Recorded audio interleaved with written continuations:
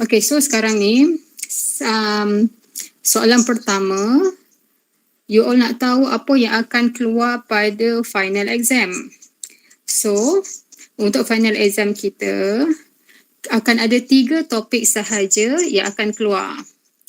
For the time being, for your information, kami masih dalam perbincangan lagi tarikh sebenar LAW299. As for now, tarikh kita untuk LAW299 adalah 30 hari bulan 7 untuk sekarang. Tapi kami masih lagi berbincang.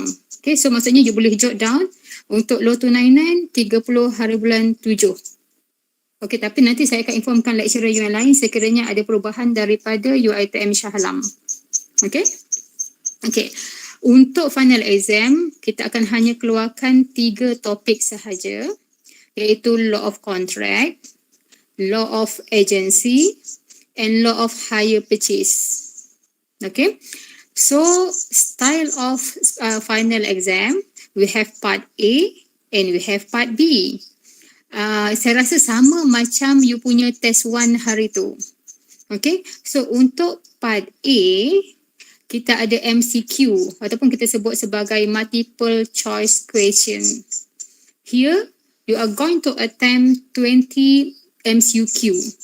Okay, maksudnya you akan jawab 20 soalan multiple choice yang A, B, C, D.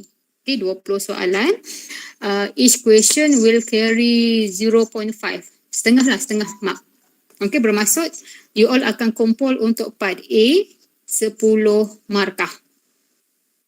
Okay, so untuk part A ada MCQ 20 question.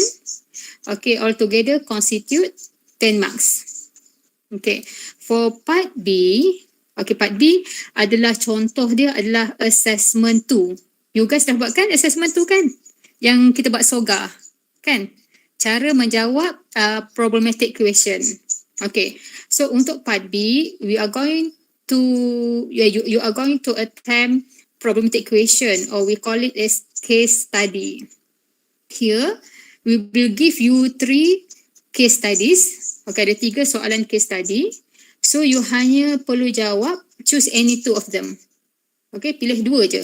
Kita akan bagi 3 soalan, you jawab 2 sahaja. And each question will carry 15 marks. Bermaksud untuk part B, you akan kumpul sebanyak 30 markah. Boleh? Okay. So sekarang ni cara jawab. Saya rasa semua lecturer pun sama. You kena refer kepada the first one, problematic question step step dia. Step how to answer problematic question. The first one, kalau you all ingat, identify legal issue. Okay? Betul kan? Identify legal issue. You start your answer with the word whether. Okay. Lepas tu, step number 2, kita akan state the law. So, dalam state the law tu, okay, examiner akan cari 3 benda. Okay, yang pertama examiner akan cari adalah relevant provision. Apa itu relevant provision? Kita sebut sebagai apa ya? Okay, section yang relevant. Contohnya Section 3 of Contract Act, Section 6 of Contract Act, itu adalah relevant provision. You kena cari section yang betul-betul berkaitan dengan kes kita. Okey, itu satu. Nombor 2, examiner akan cari relevant cases. What are cases which are relevant to our problematic question? You dah extract legal issue tadi, so kita pun cari pula cases yang you nampak sama, yang relevant dengan isu kita.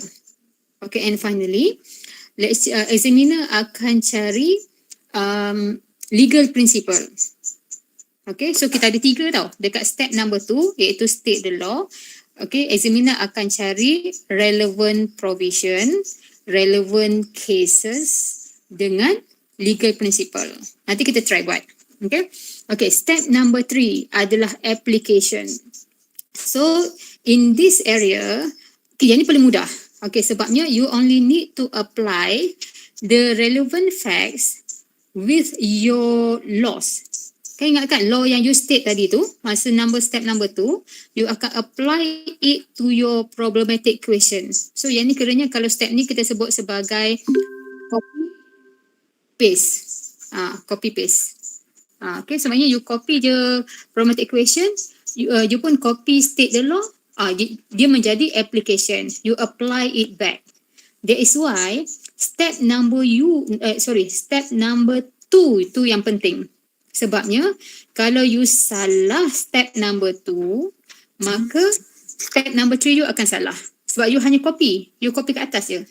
Okay, so step number 2 penting.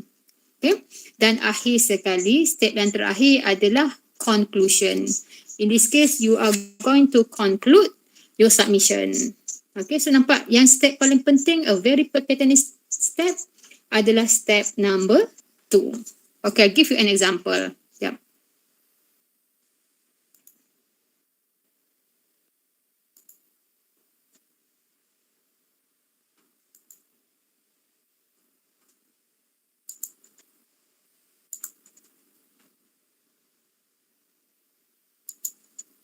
Okay.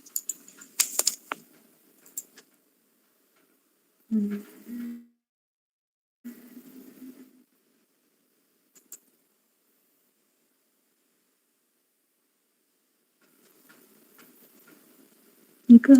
Alamak, silap.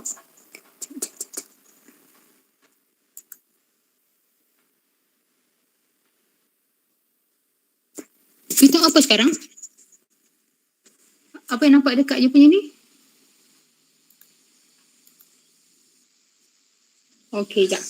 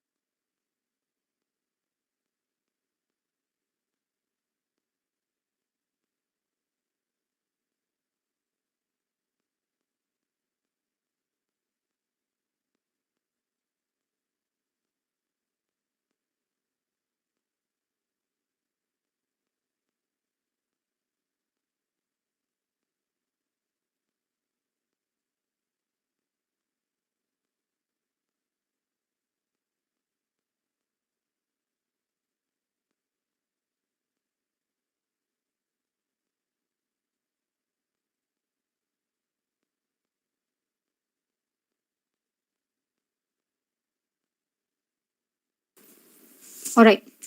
So, kita tengok Okay. Kes ni adalah pasal law of contract. So, you tengok dalam kes ni problematic equation. Okay, you boleh baca dulu. So, kisahnya adalah during a journey home to Kampung Gunung Senyum, Yuzai found a jade bracelet engraved with a dragon symbol lying in the muddy track. Okay, so dia on the way balik tu, Yuzai tiba-tiba dia jumpa bracelet. Okay, so dia nampak, aku tahu ni siapa punya ni. Okay, now Yuzai took it with him. Dia pun ambil lah bracelet tu kan, bawa balik. Sebab dia tahu kepunyaan siapa. Sebab dia tahu bracelet tu belong to the head of gang leader of Sungai Jerit, that is Strong King. Orang kata, ni Strong King punya ni. Okay, dia bawa balik.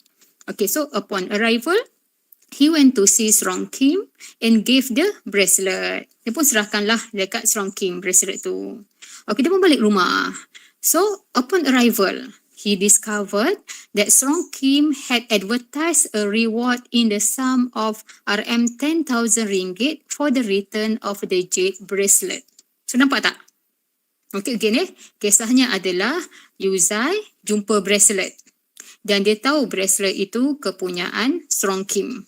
Okey, jadi dia pun pergi balik kampung dia, dia serahkan bracelet tu kepada Serong Kim. Okey, so bila dia balik rumah dia, baru dia dapat tahu Serong Kim had advertised a reward. Maksudnya Serong Kim ni dia dah advertise a reward, dia bagi tahu sesiapa saja jumpa bracelet tu akan dapat hadiah RM10,000. Okey, boleh faham ya? Okey, now apa yang nak buat adalah you need to read the question carefully and try your best to identify the legal issue. Okay, so now what is the illegal issue? Sebab the question now is advise Yuzai as to whether he could claim the reward. So isunya sekarang simple je. Jadi Yuzai kata, rupanya ada reward dia. Okay, isunya boleh tak Yuzai nak dapatkan reward tu? Sebab apa? Sebab Serong Kim kata sesiapa sahaja yang dapat jumpa bracelet tu dan serahkan dekat dia akan dapat RM10,000. Okay, nampak Okay, sekarang isu dia. So macam mana you nak extract isu? So you nampak sekarang, aku nampak sekarang Yuzai ambil bracelet tu dan dia serahkan dekat Serong Kim. So you dah nampak dah. So apakah identify legal issue? So you nampak. So saya tulis kat sini, whether Yuzai is entitled to claim the reward made by Serong Kim as he was not aware pertaining to the reward at the time he returned the bracelet to Serong Kim. Apa tak? Itu isu dia. Isunya boleh tak Yuzai tu nak minta tawaran yang diberikan oleh Serong Kim tu, sebab betul dia yang serahkan bracelet tu kepada Serong Kim. Isunya dia tak tahu berkenaan dengan offer of reward. Nampak tak? Okay, tu isu dia. So you pun tulis isu dia.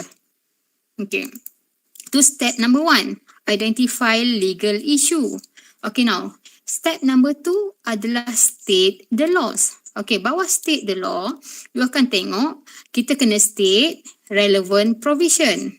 Lepas tu kita akan state relevant cases. And then kita akan state legal principle. Okay, so you tengok Okay, ni state the law dia. Okay, kan saya kata benda itu jatuh bawah contract. So saya pun kata, okay, saya nampak relevant section dia adalah section 2 subsection A of Contract Act. So saya pun wrote it down. So saya tulislah section 2 subsection A of Contract Act provide that. Okay, saya tulis. So saya tengok lagi. Apa lagi relevant provision? Section 2 subsection B. Maka saya pun tulis. Okay, lepas tu apa lagi relevant provision dia? Section 4 subsection 1. Sebab apa dia kata apa? Communication of an offer is complete when it comes to the knowledge of the person to whom it is made. Okay, ingat tak semula kisah ni, kisah R versus Clark. Okay, maksudnya undang-undang kata the communication of an offer is only effective when it comes to the knowledge of the acceptor. Kalau kita kata kita nak menerima tawaran tersebut, kita hendaklah mengetahui tawaran itu terlebih dahulu. Kalau you all ingat kisah pasal R versus Clark. Ingat tak? Saya rasa semua tak ingat kan? Okay, so sekarang ni you nampak tak? So saya nampak section 2 subsection A, section 2 subsection B, section 4 subsection 1. Okay, so ini adalah relevant provision. Okay, so untuk examiner dia akan write. Okay, dia mark. Okay, lepas tu ingat tak saya kata kena cari legal principle. So mana legal principle dia? The proposal is effective and complete once it comes to the knowledge of the acceptor. So ini adalah legal principle. Dan mana relevant cases dia? R versus Clark dengan William Cowardin. Ini adalah relevant cases.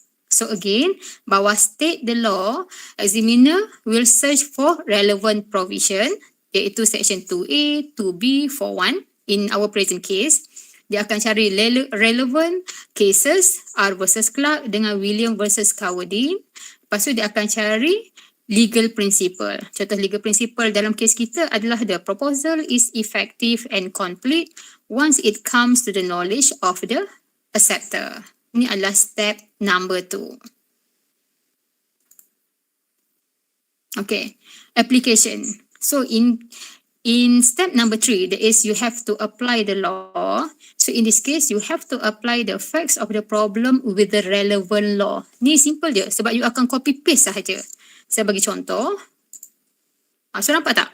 Contoh saya, from the present case, we can see that during a journey home, Yuzai found a jade bracelet engraved with a dragon symbol. Mana saya dapat benda ni? Daripada soalan tadi. Saya copy, saya paste semula. Okay, so you nampak bawah ni, nampak tak saya kata? However, at the time when he gave the bracelet to Srong Kim, he was unaware pertaining to the reward. Mana saya dapat benda ni? Again, dekat soalan. So dapat tak? Saya copy, saya paste. Okay, lepas tu you nampak, saya start ambil step number 2. Therefore, as illustrated in the case of R versus Clark, the acceptor cannot be said to have accepted the offer if he himself has no knowledge pertaining to the offer. Mana saya dapat case R versus Clark? Saya dah tulis masa step number 2. So you just copy, paste. Then you tengok, moreover, over section 4, subsection 1 of Contract Act 1950, clearly it stipulates the proposal is only effective and complete once it comes to the knowledge of the acceptor. Mana saya dapat section 4, subsection 1? Again, saya refer back to my answer dekat step number 2. That's why step number 3 mudah. Okay, sebab you apply it. Jawapan dah ada. Mana jawapan dia? Dekat state the law. That's why lah, kalau state the law you tu salah, confirm step number 3 you tu salah. Okay. And finally, step kita yang terakhir adalah conclusion. This is where you conclude your answer. So you boleh tulis for instance, in conclusion, Yuzai is not entitled to claim the reward as he has no knowledge pertaining to the reward. So nampak tak? Ada soalan tak setakat ni? Boleh tanya? Ada soalan? Okey ke? Madam, saya nak tanya weh. Maksudnya dekat banyak application tu, so dia rasa wajib lah untuk student nyatakan case yang kita dah, maknanya untuk kita mention case yang kita dah explain dekat state the law kan? Yes, exactly. Sebab tu dia kata apply the law. But sometimes you boleh just not mention section pun boleh, case pun boleh. Tapi I will advise you to put both. Sebab dia still bergantung dekat examiner. Okay, kalau macam saya akan minta student saya letak dua-dua. Sebab sometimes dia tak lekat sangat. So saya akan mention dua-dua. Okay, and we can see in R versus Clark. Furthermore, under section 4 subsection 1 is state that. So sebab tu saya kata penting step number 2 tu. You apply the cases. Ambil satu je tau. Katakanlah dekat step number 2 you letak 2. You letak satu case je masa application. Dengan letak relevant section. Okay, ingat tak? Masa step number 2 kita letak section 2A, 2B dengan section 4 kan? Tapi you nampak tak? Masa application saya letak 4-1 je. Saya tak letak 2A, saya tak letak 2B. Application tu saya terus attack betul-betul berkenaan dengan isu. Iaitu case R versus Clark dengan case dengan section 4 subsection 1. Tu je yang saya mention dekat application. Okay ke? Okay, nampak. Okay, thank you Miss. Ada soalan lain sebelum kita move? Okay. Sekarang ni you tengok question number 2. Question number 2. Okay. Yep. Ada soalan. Soalannya, if dekat relevant provision tu kita letak banyak-banyak and then ada salah satu kat situ salah section, kena tolak markah ke? Okay. Contoh yang tadi kita perlukan section 3 je kan. Siti tengok kita ada 2A, 2B, 4-1. Tiba-tiba you macam alamak aku tak tahu lah nak letak mana satu ni. You pun letaklah section 3. Lepas tu letak lagi section 6 subsection 2. Lepas tu section 5 subsection 1. So sekarang ni instead of ada 3 dah jadi 6. Okay.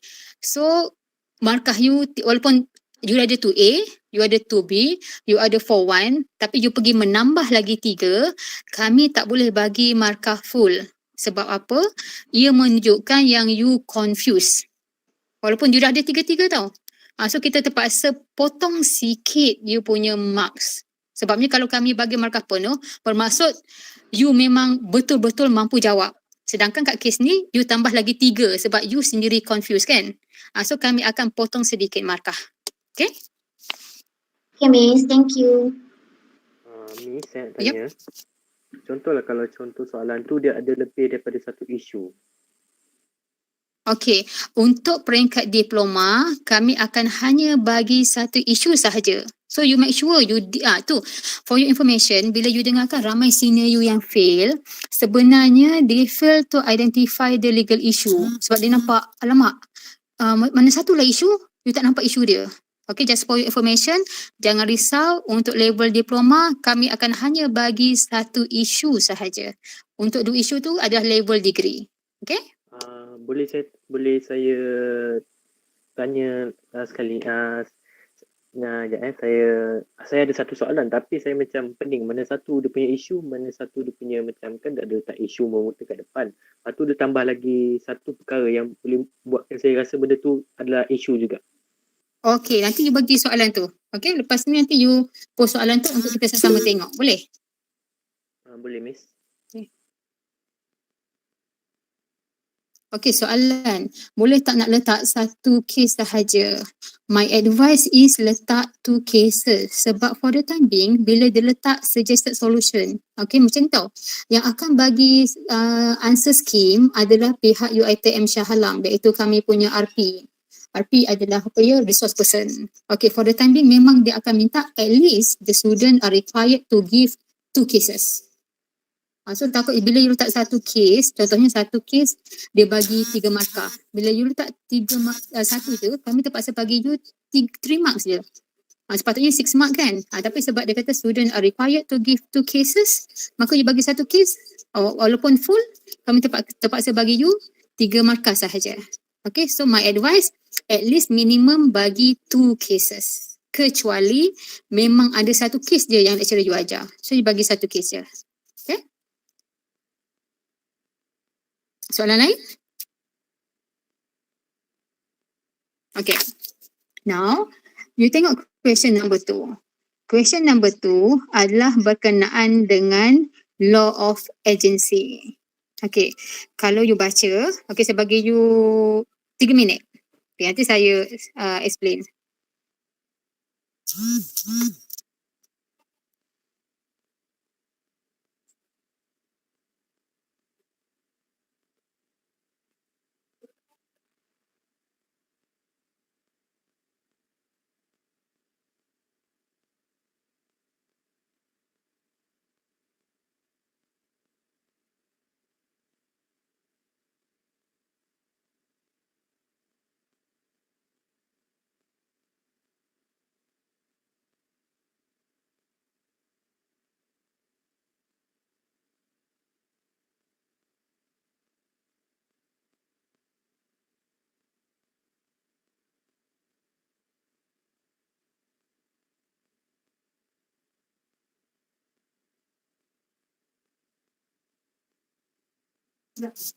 Okay, now. Dalam kes ni, Ikhwan tu adalah farmer. Okay, so sekarang ni dia diarahkan oleh Ramli. He has a farmer in Johor instructed Ramli who run a transportation service to deliver some vegetables to Penang. So Ikhwan ni dia pun minta tolong Ramli. Sebab Ramli ni ada lori kan. Dia kata, Ramli tolong aku hantar aku punya sayur-sayuran pergi kat Penang. So in other words, you dah nampak. Okay, sekarang ni Ikhwan arahkan Ramli jual sayur-sayuran dia dekat Penang. So Ikhwan adalah principal, sementara Ramli adalah agent. Okay? Okay, now, however, when the lorry arrived at Kuala Kubu, there were landslide and flood which caused the road to be closed and not accessible by any transportation. Tapi bila dia sampai kat Kuala Kubu, dia tak boleh nak teruskan dekat Penang. Sebab apa? Landslide. Dan ada banjir kan, ada flood kan. Jadi alamak, nak buat macam mana ni? Aku janji dengan prinsipal aku nak jual dekat Penang. Tapi macam mana nak cross? Sebabnya banjir. Okay, so Ramli ni sebagai seorang aja dia fikir, Ramli thinking that the weather will get worse. Risau juga aku ni.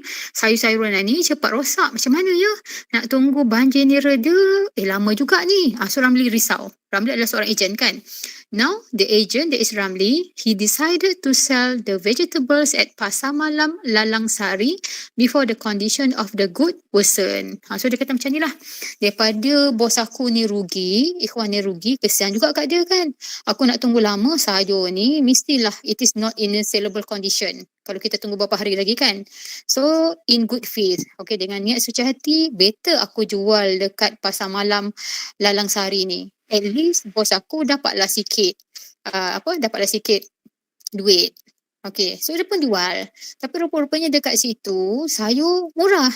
So pulangannya tidaklah setimpal seperti mana expected by Ikhwan tu kan.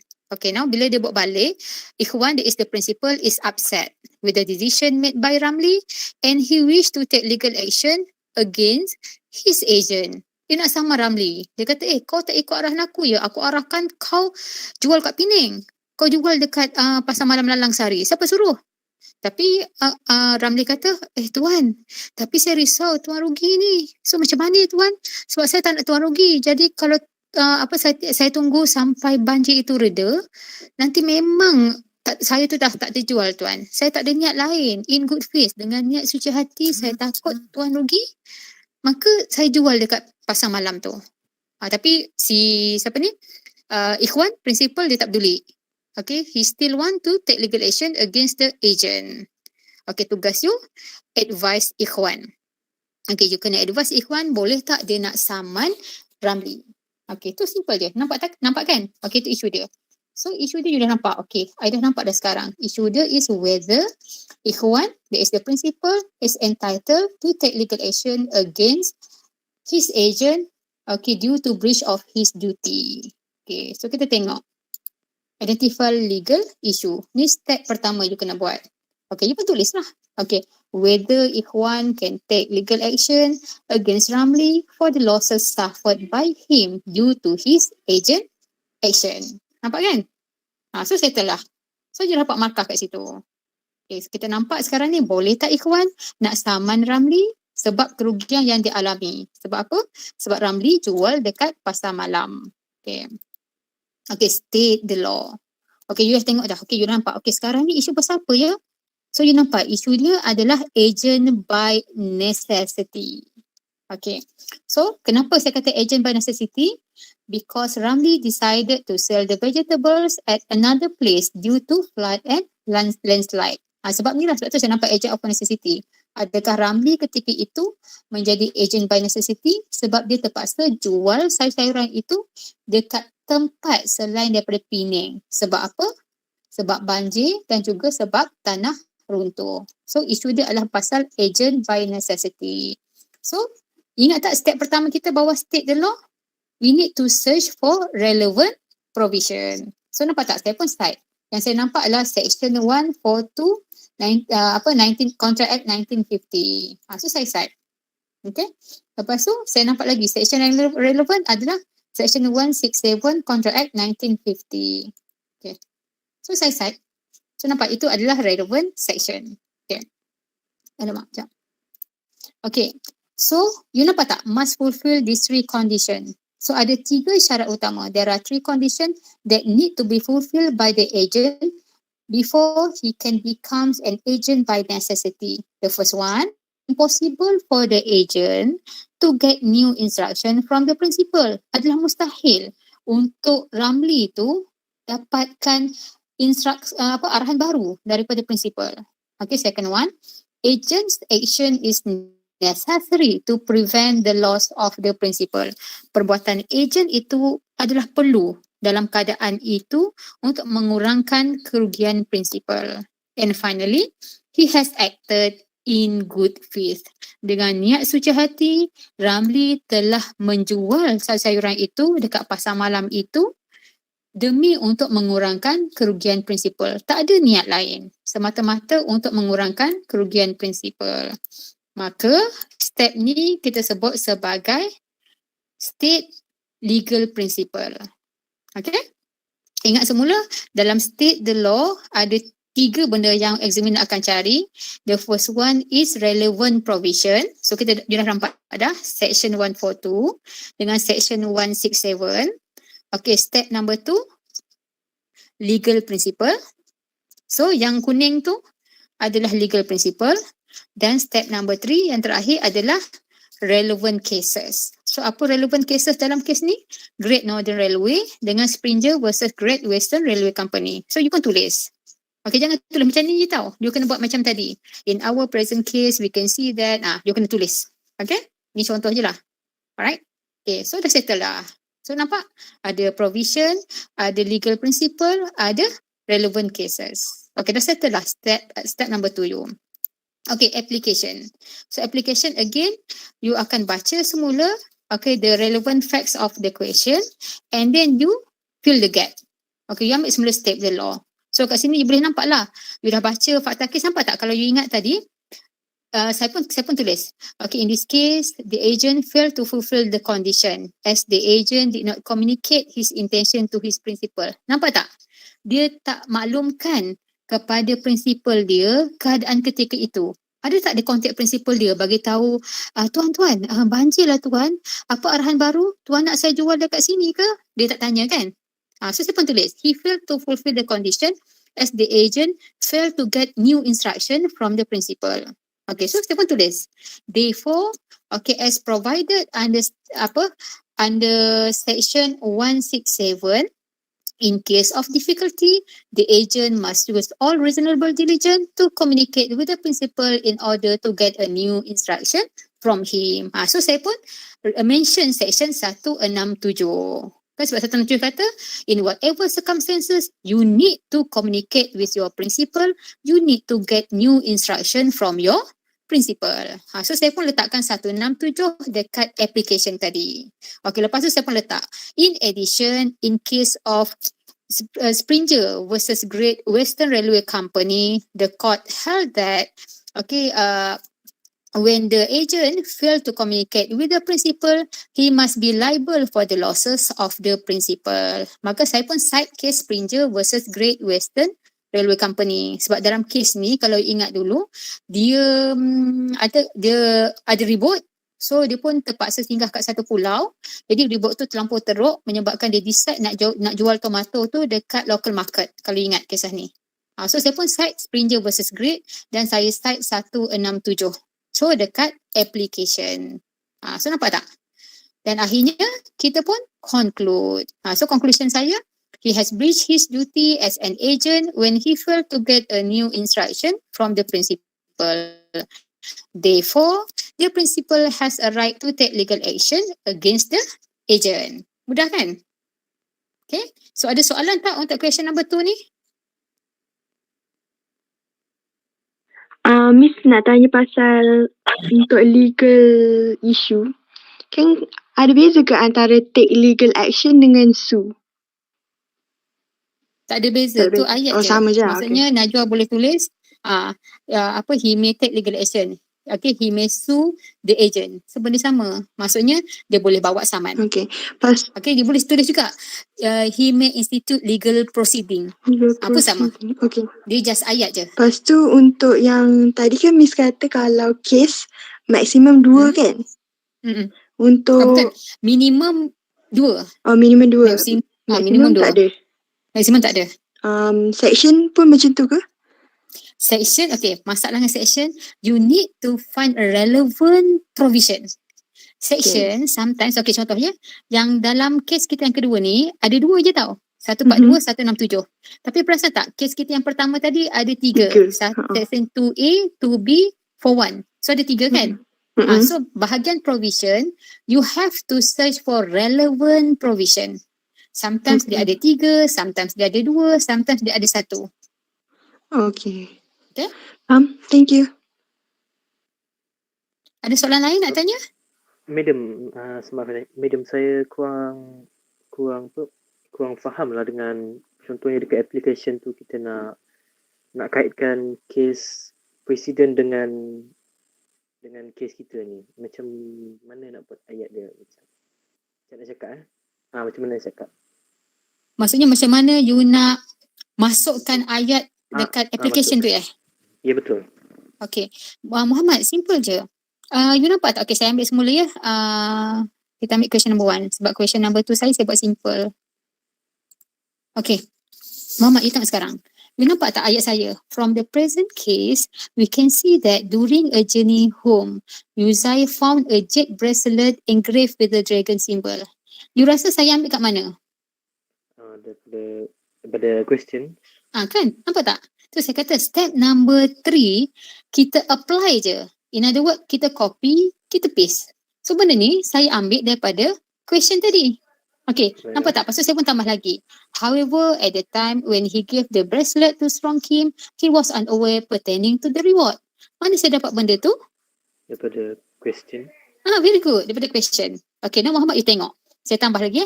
Therefore, as illustrated in the case of R versus Clark, the acceptor cannot be said to have accepted the offer if he himself has no knowledge pertaining to the offer.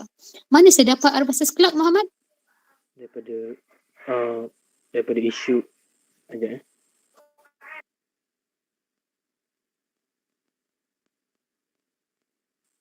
Daripada isu daripada state the law ni. Nampak ni? Ni kan? Betul. So okay, kita tengok lagi. Moreover, Section 4, Subsection 1 of Contract Act clearly stipulate the proposal is only effective and complete once it comes to the knowledge of the acceptor. Mana saya dapat Section 4, Subsection 1? State of the law. Dekat state the law. That's why saya kata application mudah, Muhammad. You copy daripada Permata equation and now you relate the facts of the problem with the law. You sambungkan fakta kes tu dengan undang-undang yang you dah tulis. Sebab you nak maklumkan, okay sekarang macam ni, you nak bagi tahu examiner. Okay, nampak tak examiner sekarang ni betul, siapa nama pula ni? Okay, Yuzai. Okay, Yuzai yang bagi bracelet tu dekat Strong Kim. Tetapi dalam kes ni, dia tak tahu pun wujudnya tawaran itu. Maka mengikut Section 4 Subsection 1, sekiranya dia tak tahu berkenaan dengan tawaran, dia tak boleh kata dia menerima tawaran tersebut. Nampak tak? You seolah-olah bercerita kat saya. You apply it. Faham. Boleh nampak? Faham. Nanti you baca semula saya punya jawapan. So you akan nampak masa application, saya ambil Permata equation punya fakta. So saya combine dengan state the law saya. Sebab tu saya kata mudah. Sebab jawapannya you dah tulis kat atas. You just apply it. You apply the issue with the law. Okay? Okay. Terima kasih, Miss. Ada soalan lagi? Let us proceed. Jap. Okay, question number 3. Okay, question number 3 ni, kenapa saya bagi? Sebab ada question from you guys. You tanya, bawah soga. Adakah orang tanya? Okay, ada soalan tanya. Dia kata, kalau bawah soga, nak fulfill all the elements ke nak fulfill satu elemen? Betul kan soalan tu? Adakah soalan tu? Betul, Miss. Yeah, okay. So, you all nak tanya, you all jawab hari tu soalan sama tak? Yang assessment tu. You buat soalan ni juga ke? Ya. Yeah. Ramai yang salah ke? Yeah, ramai salah You all confused nak fulfill all the elements ke nak fulfill satu elemen Miss. Okay. Jawapannya adalah ada provision yang memang perlukan you fulfill all the elements. Ada provision yang hanya perlukan you fulfill satu elemen. That is why in laws, you need to understand the exact provision. What the provision wants. Itu isu dia. So okay, untuk soalan saya tunjuk Ni soalan ni, jawapan dia, you all jawab apa? Jawapan sebenarnya adalah section 16(1)A, iaitu fitness for particular purpose. Okay. So dalam section 16(1)A, okay saya recall back, takut you all lupa. So dalam kes ni, Michelle ni dia ada sakit kulit. Kulit dia kering. Kan? So dia pun pergilah kat farmasi. Dia nak minta satu ubat untuk treat dia punya dry skin. Ingat tak? Kan? So dia pun pergi kat farmasi tu. Now Michelle told the pharmacist she wished to purchase a medication that can treat his dry skin. Dia pun tanyalah pharmacist tu. Dia kata, boleh tak puan tunjukkan dekat saya ubat yang sesuai untuk saya nak treat lah. Saya punya dry skin ni sebab makin teruk. Okay, dah flake-flakes dah kan. Okay, so dia kata at the same time inflammation dah bekat-bekat warna merah ni. Bekat-bekat warna merah. Jadi saya tak tahu macam mana nak treat saya punya skin. Okay. So sekarang ni, apa kata farmasis tu? Seorang farmasis, boleh dengar ke saya hilang suara saya hilang? Dengar Miss. Okay. So sekarang ni, farmasis tu advise her to apply a lotion with the trade name of Evelina. Okay, dia kata macam ni. You guna you guna lotion ni yang Evelina. Lotion ni memang bagus. Jadi sebab you percaya kepada expertise of pharmacist tu, dia pun belilah Evelina. Tapi lepas you pakai, your condition worsen. Makin teruk sampai kulit you dah merah sangat dah. So sekarang ni boleh tak you nak saman bawah SOGA 1957, Sales of Good Act 1957. Boleh tak?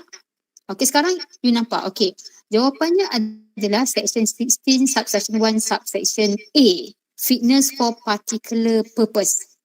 Okay, yang ni saya tak tulis lah pula. Sekejap saya tulis tak jawapan dia. Okay tak? Okay, so dalam ni, okay, saya rasa saya tak sure pensyarah you bagi jawapan solution atau tidak. Kalau tak bagi, you informkan saya. Nanti saya pass dekat you punya administrator. Kalau you nak jawapan assessment tu you. Okay, dalam kes ni, jawapan sebenarnya adalah section 16 subsection 1 subsection A, iaitu fitness for particular purpose. Okay. In order for you to invoke section 16 1A, okay, you need to fulfill certain requirement. So in this case, we have four requirement that need to be fulfilled. Okay. So first requirement dia adalah the buyer must notify the seller the particular purpose for which the good is required.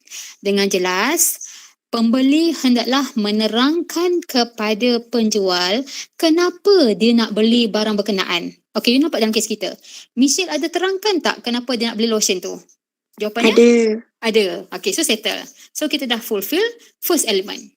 Okay, second element under section 16(1)(a), once you have notified the seller, you must rely on the seller's skill and judgment. Lepas kita dah maklumkan kenapa kita nak beli lotion itu, kita kena bergantung kepada kepakaran beliau. Adakah Michelle bergantung kepada kepakaran farmasis? Betul. Betul, ada kan? Sebab dia pun bila farmasis kata, cik belilah Evelina, memang bagus setakat ni. So kita percaya, kita bergantung kepada kepakaran farmasis, kita pun belilah Evelina. Okay, third condition dia. Okay, the sale must be in the course of the seller business to supply. Maksudnya, jualan itu adalah jualan biasa yang dilakukan oleh penjual berkenaan. Betul lah, itu adalah ubat kan?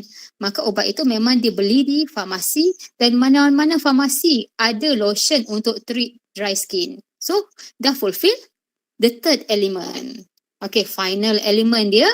Okay, the sale must not be made in trade name. Maksudnya, masa Michelle tu beli, dia tidak boleh beli atas dasar nama. Contohnya, okay, masa farmasis tu kata, puan, saya cadangkan puan beli Evelina. Bagus ni, setakat ni memang saya punya customer puas hati. Okay, apa jawapan Michelle? Oh, you ingatkan I nak pakai Evelina. I hanya pakai Mary Kay. So, you suggestkan dia nama Mary Kay sahaja yang sesuai untuk dry skin. So, nampak tak? Michelle beli di atas dasar jenama. Tapi dalam kes kita, Michelle tak beli atas trade name.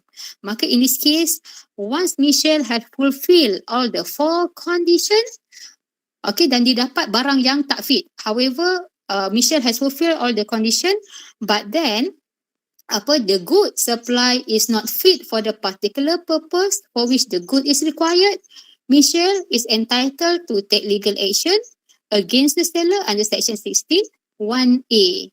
Okay, Michelle telah berjaya menunjukkan dia telah mengikut segala elemen iaitu ada 4 elemen. So, tapi still dia dapat barang yang tak sesuai dengan dia, maka dia boleh saman di bawah section 16(1)(a). Sebab apa? Sebab section 16(1)A require the buyer to fulfill all elements. Itu masalah je Najwa. Sebab tu you kena faham betul-betul tau. Sebab untuk section 16(1)A SOGA ni, you kena fulfill all the element. Baru you boleh saman. Kalau you fail to fulfill one element, jawapan you bawah conclusion, you tak boleh saman. Boleh Boleh faham? Boleh, Siti, faham. Siti boleh faham Siti? Faham. Okay, tapi soalan yang you, macam mana pula? Macam mana kita nak tahu kadang-kadang tak perlu fulfill semua elemen? Betul, sebab ada section yang tak perlu fulfill all the elements.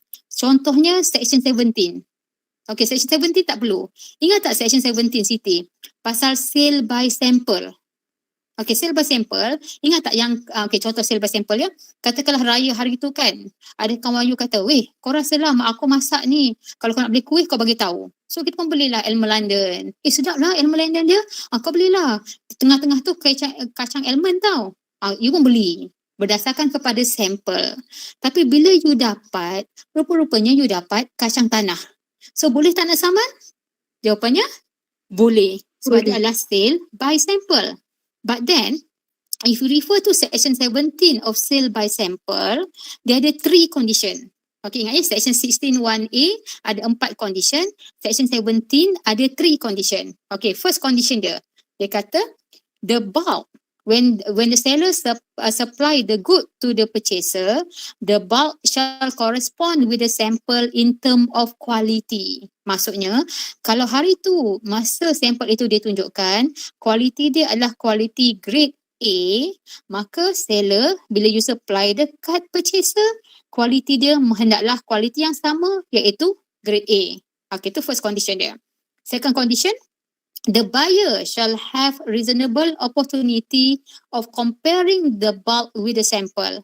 Hendaklah pihak penjual memberi peluang kepada pihak pembeli untuk membuat perbandingan. You boleh minta. You kata, okay seller, Pak Mat, saya nak semula sampel hari tu, saya nak membuat perbandingan. Betul tak barang yang Pak Mat bekalkan sekarang sama macam sampel hari tu? You have the right, okay, to demand it.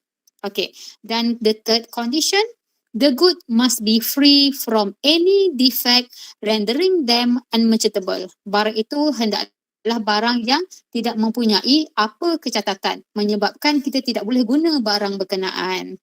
Maksudnya apa tak? Ada 3 condition kan? Okay, tapi untuk section 17, these condition are independent from each others, which means that breach of any one of them entitled the buyer to repudiate the contract.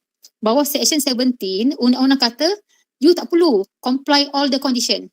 Sudah memadai sekiranya penjual gagal fulfill mana-mana condition, you boleh saman. Okay, contoh ya.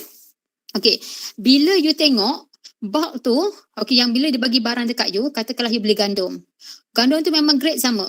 Dulu grade A masa sampel, masa dia bekalkan pun grade A juga. Dan barang itu memang cantik lah. Memang gandum itu cantik. So the good are free from any defect. Masalah kita kat sini, masa kita minta kat Pak Mat, kan, Pak Mat, nak tengok dulu sampel hari tu, betul tak ni sama biji macam gandum hari tu? Pak Mat kata, Siti, takkan tak percaya kat Pak Mat. Kita dah deal dah 3 tahun dah. Tak payahlah Siti, jangan risau. Pak Mat tak tipulah. So Pak Mat tak benarkan purchaser Siti tu untuk membuat perbandingan. So nampak tak? Seller tu, dia fail to fulfill the second condition kan? Okay, so dalam kes ni, walaupun dia fail to fulfill second condition, you boleh sue the seller under section 17.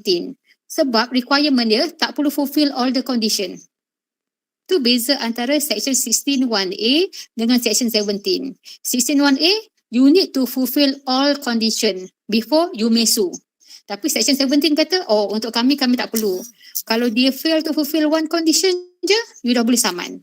So jawapan kepada soalan you, sama ada nak fulfill all the condition atau nak fulfill satu condition, bergantung kepada provision. Boleh nampak ke? So Najwa boleh faham sekarang? Faham, tapi saya ada satu soalan pasal section 15. Kan ada yang ketiga, the buyer enters into contract relying on the description kan? Lepas tu Okay. untuk kes Bill versus Taylor ni, kiranya dia dah tengok kan, tapi court still held yang boleh juga. Maksudnya sebab dia dah tengok, kiranya dia tak rely on description sahajalah kan. Okay. Bill versus Taylor jap. Dia pasal kereta kan Najwa kan? Kereta Herald Okay. 1200. Kereta Herald tu pasal sale by description kan? Okay, saya bagi contoh ya kereta lain. Okay, Najwa, you nak beli kereta.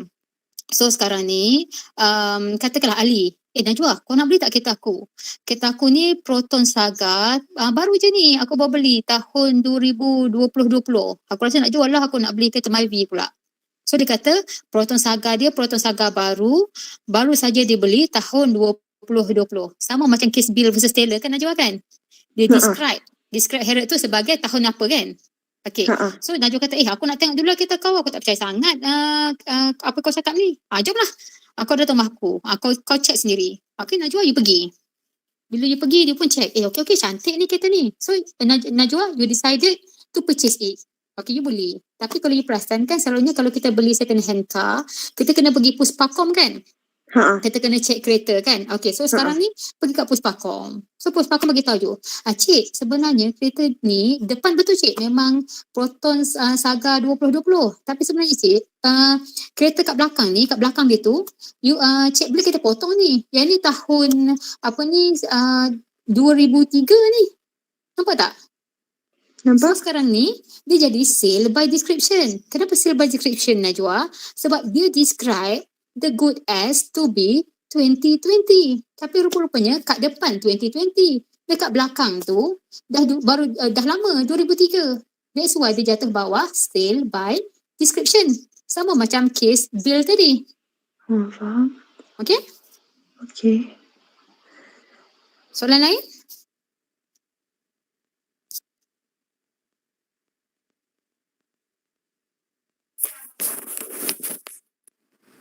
Muhammad soalan?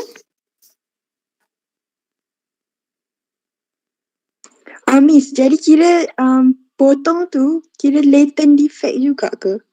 Okay, latent defect ni adalah defect yang tak nampak. Very good. Dia jatuh bawah latent defect. Sebabnya defect yang kita sebagai manusia biasa tak nampak. Kita perlukan pakar untuk melihat. Okay, contohnya yang ni jatuh bawah merchantable quality. Okay, merchantable quality. You perasan tak bila kita beli barang elektrik, sebelum kita bawa keluar, perasan tak shop owner akan minta kita check terlebih dahulu? Perasaan. Okay. So contoh katalah saya beli blender. Okay, bila saya dah beli blender, dia akan kata, okay cik, jomlah ikut dia. Dia pun akan pasangkan elektrik. Okay, dia kata, okay cik, kipas berpusing kan? Okay. Saya pun nampak, okay. So bolehlah saya pun bawa balik. Tiba-tiba bila saya bawa balik, saya baru nak blend bawang. Tiba-tiba lah, dekat atas blender saya tu serpih. Maksudnya memang cacat lah. Ada serpih kan? So boleh tak saya nak bawa balik? Saya kata the good has no merchantable quality and I may take legal action against you under section 16(1)(b). Okay, the good has no merchantable quality. Okay, barang itu tidak mempunyai quality boleh niaga sebab ada cacat, maka saya nak saman. Undang-undang kata tak boleh nak saman sebab you have already examined the good. Okay, kita dah melakukan pemeriksaan dan you setuju terima. Sebab apa? Kecacatan itu bukanlah latent defect. Nampak di mata kasar tapi kita buat superficial examination sahaja. Maksudnya kita check sikit je. Kalaulah you check betul-betul, you nampak serpihan tu. Sebab serpihan tu kat atas, kat tempat penutup tu. Kalau you buka penutup tu, you nampak. Jadi saya yang tak check betul-betul. Okay, jadi dalam kes tu, because you have already examined the good, maka you cannot take legal action against the seller under section 16(1)(b). There is merchantable quality. Okay, tapi Najwa, kalau latent defect, okay, contoh latent defect ya, dalam mesin ni, kita panggil apa ya Najwa? Badan dia tu ada motor dia tu kan? Okay, motor tu takkanlah seller nak expect, saya nak buka, saya nak tengok, mana screwdriver, saya nak tengok betul tak you sambung ni? Tak perlulah kita nak examine sampai tahap tu. Sebab kalau saya suruh dia buka pun, saya tak faham pun sambungan tu kan. Maka tiba-tiba bila saya bawa balik, tiba-tiba ada benda yang rosak. Saya baru pasang je seminit, meletup. Okay, maksudnya bila meletup tu confirm lah ada masalah engine dia kan kat dalam tu. Tu you boleh bawa balik. you may still take legal action under section 16(1)(b). Sebab benda itu disebut sebagai latent defect. Satu kecacatan yang tersembunyi di mata kasar orang biasa. Hanya orang yang betul-betul mahir sahaja yang tahu berkenaan dengan kecacatan tersebut. Okay? Faham? Thank you. Okay, ada soalan lain? Muhammad, you nak tak bagi soalan yang you nak untuk saya jawab tadi?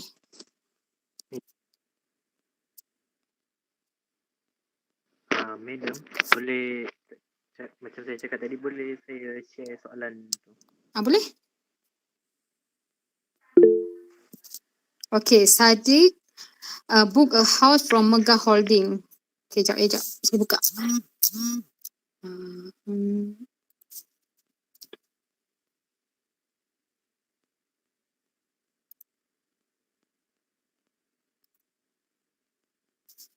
Okay. Sadiq booked a house from Mega Holding Seram Berhad at the price of 260,000. 2 weeks after the payment of booking fee, Mega Holding asked Sadiq to pay an extra sum of 60,000 ringgit, which increased the total purchase price of the house. Okay, Sadiq refused, and Mega Holding threatened to cancel his booking for the said house. Okay, so sekarang Muhammad, you nampak dua isu Saya nampak dua isu. Satu, okay, apa isu yang you nampak? Counter offer dan coercion, madam. Counter offer. Okay, sekejap ya, minta saya tengok.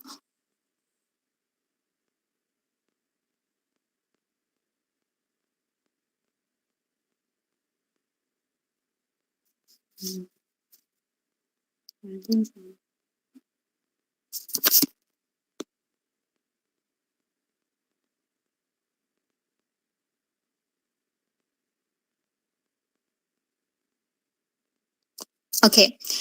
Kalau you ingat Muhammad, kisah counter offer, ingat tak macam ni? Counter offer happen when, okay saja saya offer. So sekarang saya kata kat Muhammad, saya nak jual buku kat you lah. You nak tak saya nak jual satu buku dengan harga RM30. So saya offer saya offer buku saya dengan harga RM30. Okay Muhammad, you are the acceptor. You kata, Cik Su, I accept your book but only for a price of RM15. So you as an acceptor, you modify my original offer. You Muhammad yang modify my original offer. Siapa yang modify? Acceptor yang modify. Saya penawar, I offer to sell for a price of RM30, but you Muhammad as a purchaser, you modify my offer. You accept my offer but only for a price of RM15. Okay, so when acceptor modify the offer, it becomes a counter offer. Betul kan Muhammad kan? Betul, madam. Okay, tapi kalau you tengok dalam kes ni, offerer dia adalah Mega Holding. Mega Holding offer his, rumah Okay, offer the house to Sadiq. Sadiq adalah purchaser for a price of RM260,000. Kan Mega Holding adalah offerer. Dia offer RM260,000. Okay, mula-mula Sadiq terima. Okay, lepas tu dia buat offer lagi. Dia kata, oh macam ni. You kena tambah lagi ni. You kena tambah lagi RM60,000. Kalau you tak tambah, saya akan cancel booking. So nampak tak? Acceptor tak buat apa-apa. So acceptor did not modify the offer. Betul kan? Betul, tapi macam, tak boleh ya, madam. Tak, maksudnya macam ni. Untuk counter offer, in order counter offer operate, the change must be made by acceptor. Tapi dalam kes ni, Sadiq tak buat apa-apa kan? Yang membuat perubahannya si offerer. Mula offerer kata, I nak jual rumah I dengan RM260,000. Sadiq pun setuju. Jadi dia contact lagi. I nak tambah. You kena tambah lagi RM60,000. Sadiq kata, bukan saya dah terima. Tak. Kalau you tak nak tambah, I akan cancelkan booking you. So nampak tak? Counter offer hanya berlaku bila acceptor yang ubah. Tapi dalam kes ni, bukan acceptor yang ubah. Offerer yang ubah. Nampak? Nampak, madam. So, tu maksudnya ia bukan counter offer. Sebab untuk counter offer, acceptor yang modify the original offer. But in our present case, it is not the acceptor yang modify the offer, it is actually the offerer who modify the offer. Maka dia tidak menjadi counter offer. Boleh ya? Semua orang faham? Faham. Miss. Okay. So sebab itulah Muhammad dia jatuh bawah coercion. Sebab dia threat. Dia kata okay, kalau you tak nak bayar, I akan cancel booking tu. So menyebabkan si Sadiq ni terpaksalah bayar. Tapi bila bayar dia rasa macam kenapa pula aku kena bayar? So sekarang dia nak batalkan kontrak. Okay. So dia batalkan kontrak bawah coercion. Boleh? Muhammad boleh faham? Boleh, madam. Okay. Itu tak Amir, yang kisah pasal Pharmaceutical Society of Great Britain tu ke versus Woodcage Chemist? Yang tu ke? Yang tu invitation to treat. Yang kisah yang macam ni. Betul tak kisah dia adalah pembeli tu pergi cari obat. Okey, tapi masalahnya farmasi tu dia lambatkan obat. Betul tak? Tu ke? Okey, macam ni tau. Perasan tak kalau kita pergi kat Guardian, you perasan tak ikut undang-undang Malaysia, kalau barang-barang di bawah akta racun, kita kena letak dekat belakang. Kalau kat Guardian dia akan letak dekat belakang dalam cermin. So benda itu dikawal seli oleh farmasis. For instance katakanlah you nak beli obat batuk. Kalau setakat katakanlah Amir nak beli Brecol ataupun obat batuk cap ibu dengan anak, you just purchase it over the counter. Kat depan tu je. You pilih je mana-mana, you boleh pilih. Okay, tapi kalau you nak beli obat batuk jenis Benadryl. Okay, Benadryl ni dia ada dadah tau. Benadryl ni satu obat yang you makan, yang you akan tidur. You perasan tak yang kalau you baca belakang tu dia kata apabila makan anda tidak dibenarkan memandu. Sebab apa? You akan mengantuk. So takutnya nanti you akan accident. Itu Benadryl. So Benadryl ini memandangkan dia ada satu takat dadah, maka ubat itu disenaraikan di bawah akta racun. Di mana untuk dilakukan penjualan kena dikawal selia oleh farmasis. That's why kalau you nak beli Benadryl, you kena beli dekat farmasis. Kalau kat Guardian kat belakang. Mana-mana Guardian dia akan letak dekat belakang sekali kalau you perasan. Okay? Sama juga obat tahan sakit. Kalau you nak beli Panadol, you boleh beli Panadol atau paracetamol. You can purchase it over the counter. Maksudnya kat depan je. You boleh pilih kan. So you boleh pilih yang ada 650 mg, ada fast relief. Panadol kita boleh beli over the counter sebab dadah dia tak banyak. Tapi kalau you nak beli Ponston. Kalau you pernah dengar Ponston ada dua. Ada warna kuning, ada warna biru. Ponston you kena beli dekat farmasis sebab ia di bawah akta racun, maka ia dikawal selia oleh farmasis. Okey, itu senario obat. Okey, so dalam kes yang Amir cerita tu, ni kisah Pharmaceutical Society of Great Britain. So dia farmasis ni dia buat open system yang mana dia lambatkan semua obat dekat situ. Okey, ingat semula apa dia invitation to trade. Invitation to trade adalah it looks like an offer. Okay, situasi you. The situation is looks like an offer, but it is not an offer. It is actually a mere invitation by one party to another party to make an offer. Nampak macam offer, Amir, tapi bukan. Sebab apa? Contohnya katakanlah kita pergi kedai kat TF kan. So dia letak barang-barang dekat shelf. Seolah-olah dia membuat tawaran untuk menjual. Kita ni menerima. Tapi undang-undang kata tak. When the shop owner display the good on the shelf, they are making an invitation to trade. The shop owner invite you to make an offer. Nampak macam dia orang buat offer, Amir. Tapi tidak. Kita yang membuat offer. Bila? When we select the item and put the item at the cashier desk, we becomes the offerer. We make an offer to purchase. Bila Amir, you dah pilih-pilih barang, you letak ke atas meja cashier, ketika itu kita membuat tawaran untuk membeli. Nampak macam shop owner yang membuat offer to purchase, offer to sale. Tapi sebenarnya kita customer yang membuat offer to purchase. Bila? Kita letakkan barang-barang dekat cashier desk. Bila berlaku acceptance? Okay, bila the the cashier scan the item. Dia buat tet, kan kan. Dah bunyi tek tu maksudnya dah berlaku acceptance. So kita adalah offerer, cashier adalah acceptor. So if you wish not to buy the good, please withdraw it before she scan the item.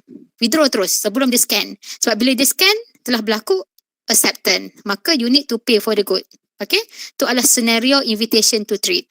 Maka dalam kes Pharmaceutical Society of Great Britain ni, kisahnya macam ni tau. Dia kena saman Amir. Dia kena saman sebab apa? Dia telah menjual ubat-ubatan di bawah akta racun tanpa kawal selia daripada farmasis. Okay, he was charged under, tak silap saya, alamak apa ya, Poisonous Act rasanya. Okay, sebab dia buat offer for sale of a medication which falls under Poison Act. Dia telah di-charge kerana menawarkan untuk menjual barang-barang di bawah akta racun. Isunya sekarang, betulkah dia membuat tawaran untuk menjual when he display the item on the shelf? The court held that no. Okay, sebab apa? Undang-undang kata simply because he display the good on the shelf, it does not mean he is making an offer for sale.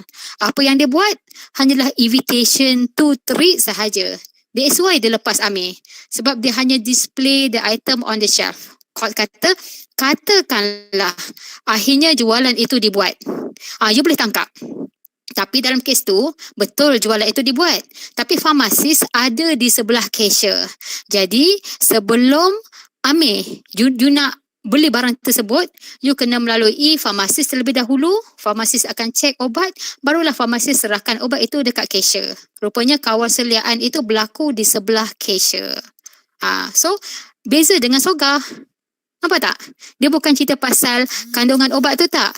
Dia cerita pasal situasi kedai itu. Yang mana kedai itu telah kena charge sebab menawarkan menjual barang-barang yang sepatutnya ada kawal selia oleh farmasis.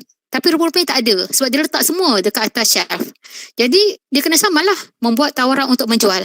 Tapi kau kata tak. Dia just display the item ataupun display the product on the shelf. It is not an offer for sale. It is a mere invitation to trade. So you cannot charge them under Poison Act. Nampak? Okay, so dia bukan jatuh bawah soga. Kalau soga dia akan cerita pasal content of the good. Okay? Okay. Ada soalan lain? Miss, saya nak tanya. Okay. Saya confused sebenarnya bila bab soga ni. Okay, dekat state the laws tu kan.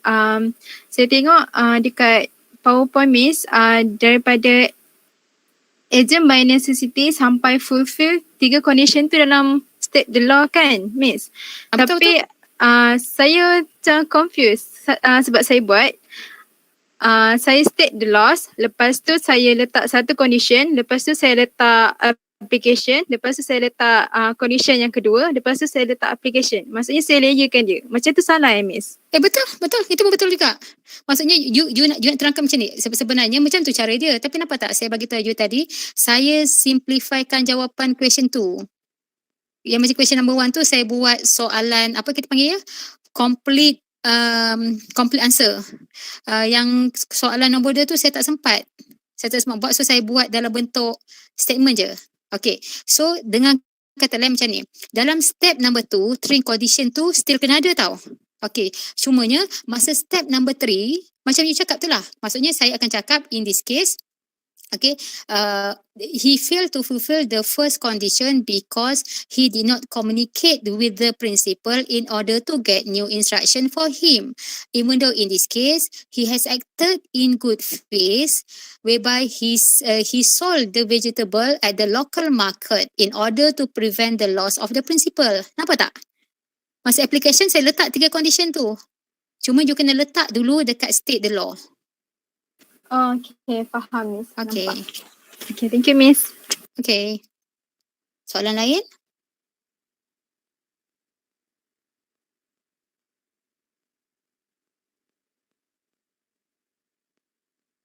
Semua okay? So boleh kita tamatkan? Soalan terakhir tak ada? Tak ada dah, Miss. Alright. So if you do not understand or you need any guidance, you may contact me at my number 019 377 1876 019 377 1876. Okay. So for the time being, untuk final exam you adalah 30/7. Tapi sekiranya ada perubahan, saya akan maklumkan dekat pensyarah-pensyarah you lain. Okay. Okay, thank you for listening. Miss, Yep. sebelum